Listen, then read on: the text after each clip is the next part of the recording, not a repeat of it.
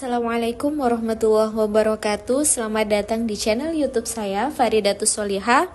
Kali ini saya ingin membahas mengenai isu-isu yang memang penting untuk kita bahas, bukan hanya sebagai isu yang menjadi ranah perbincangan saja, tetapi juga ada wawasan di dalamnya. Saya akan sedikit menyinggung mengenai bagaimana pendidikan Islam di Indonesia bisa tumbuh dengan wajah yang khas, penuh nuansa tradisi, tapi tetap mampu berdialog dengan modernitas. Ini tidak terlepas dari sejarah pemikiran pendidikan Islam Nahdlatul Ulama, bagaimana kontribusi ulama Nahdlatul Ulama sebenarnya dalam merumuskan paradigma pendidikan Islam di Indonesia. Meskipun sama-sama kita ketahui, organisasi Islam yang ada di Indonesia banyak sekali, bukan hanya Nahdlatul Ulama. Cuman pada pembahasan kali ini, saya ingin fokus ke sejarah pemikiran pendidikan Islam Nahdlatul Ulama saja dan bagaimana kontribusi ulama Nahdlatul Ulama dalam merumuskan paradigma pendidikan Islam di Indonesia. Tidak bisa terlepas dari peran besar Nahdlatul Ulama, organisasi Islam yang lahir pada tahun 1926 ini. Nahdlatul Ulama lahir di tengah arus perubahan zaman. Saat itu dunia Islam sedang bergulat dengan modernisasi, sementara masyarakat Indonesia masih berjuang melawan kolonialisme. Para ulama Nahdlatul Ulama melihat bahwa pendidikan itu adalah sebuah kunci. Maka pesantren dijadikan sebagai benteng utama pada saat itu, bukan hanya tempat belajar kitab kuning saja, tapi juga menjadi ruang pembentukan karakter, akhlak, dan cinta tanah air. Mari kita ingat sejenak mengenai Kiai Haji Hasyim Asy'ari. Beliau adalah seorang pendiri Nahdlatul Ulama yang menekankan bahwa inti dari pendidikan itu bukan hanya sekedar ilmu, melainkan adab. Nah, ini sangat selaras dengan kehidupan saat ini, di mana adab itu lebih penting daripada ilmu. Mereka akan kehilangan cahayanya ketika hanya memegang peranan ilmu tanpa memiliki adab yang memumpuni. Tanpa adab, ilmu akan kehilangan cahayanya. Maka untuk itu perlu adanya penyeimbang antara ilmu dan juga adab seseorang. Kemudian kita juga mengingat sejenak mengenai Kiai Haji Wahid Hasyim Asy'ari. Beliau adalah putra dari Kiai Haji Hasyim Asy'ari. Beliau yang membawa gagasan baru, membawa warna baru, bahwasannya kurikulum pesantren itu harus mampu terbuka pada ilmu umum agar santri bisa menghadapi tantangan zaman. Hal ini juga diperkuat juga dengan argumen-argumen dari Gus Dur atau Kiai Haji Abdurrahman Wahid. Beliau mengajarkan bahwa pendidikan Islam itu harus bersifat inklusif, juga menghargai keberagaman dan menumbuhkan semangat kebangsaan.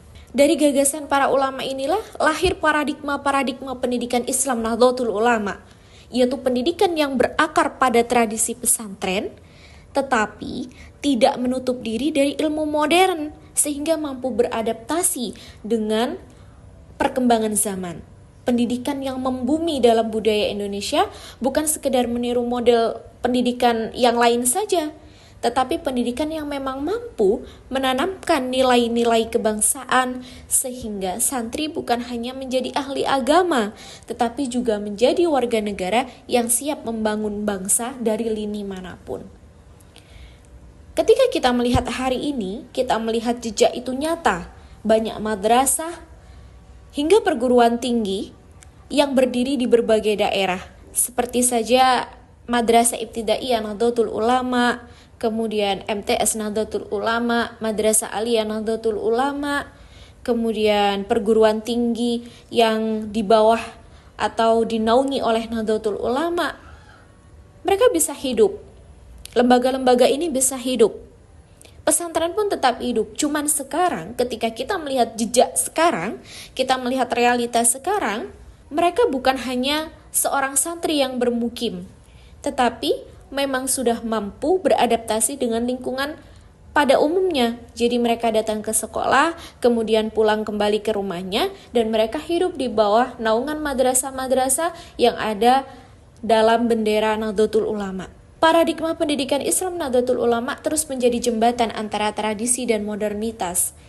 Kalau kita mengingat sedikit mengenai madrasah yang di bawah Nahdlatul Ulama, atau saya bilang hidup dalam koridor Nahdlatul Ulama, mereka memang dikenalkan bagaimana sebenarnya Nahdlatul Ulama itu. Bahkan ketika kita menyinggung Nahdlatul Ulama, ada organisasi tersendiri untuk para pelajar, yaitu IPNU dan IPPNU, yaitu Ikatan Pelajar Nahdlatul Ulama, IPNU untuk putra, dan juga IPPNU, Ikatan Pelajar Putri Nahdlatul Ulama.